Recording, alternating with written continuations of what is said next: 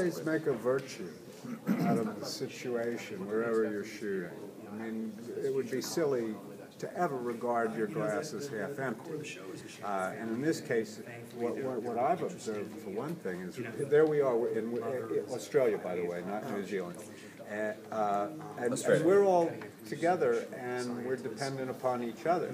So I suspect that if this show had been shot in LA, that Jason and Shelley would have created a marvelous family in any case. But just the fact that we're really a long way from people who we truly love in real life has contributed substantially, I think, to the meshing of the Shannon family, you know, and it's just the way it works, you know, as an actor, as you work on the thing. Last question. Stephen, earlier you said that you've been there for 7 years before they show up. What that suggests to me is that you're very set in the way things should be, and that this guy's going to come in with, after getting used to it, with a lot of his own ideas. And I wonder if that's true, if that's going to create some of the conflict between you guys and the drama on the show, in the sense that you've been doing things, you rule a certain way, or you run things a certain way. Well, it's certainly a possibility, yeah. I mean, but I mean, think of it this way: there's not one stone that's been laid in that community, not one timber that's been put up in that community that I don't have a personal relationship to. So, I mean, I'm vested.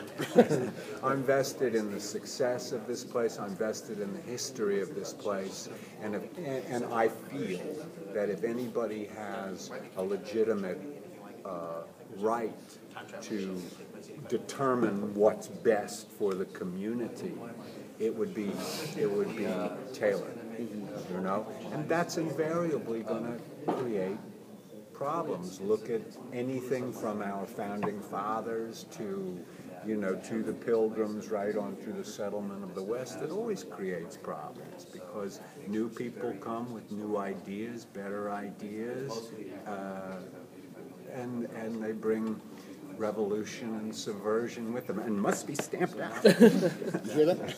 Well, by the way, you know, this relationship is a slow burn. I mean, we start. I mean, I get reprimanded when I first arrived because I stowed away. I wasn't welcome. I wasn't invited to the party. But we start out as allies. I mean, I become his loyal deputy. You know. I don't think that it is by any means a foregone conclusion that we are antagonists or enemies to each other. I think for the drama of the show, certainly there's going to have to be conflicting opinions about things, but you know, the real problems are when you all really want the same thing. It's just that you have differing ideas how to get there. That's when stuff happens. What's fabulous about Stephen's performance is that there's something heroic about it. So I don't think we're necessarily sort of black and white, the goodie and the baddie.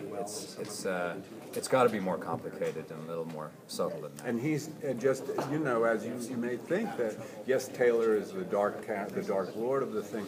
Well, I got to say that Jason, with his presence, but also in the character, there's darkness in that character. It seems to me.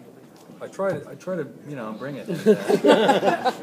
I like that. That's what gets me excited. That stuff, you know. Yeah. So it's like trying to find where they live in the gray area. I think so often TV is, you know, it's played out well. You know, you have the stock characters. We're trying to like find more subtle ways to do things, and also I think that will help the writers to sort of develop more interesting stories. And we're not just falling into the stock role stereotypes, you know. And on that note, thank you all so Thank much. you. Thank you.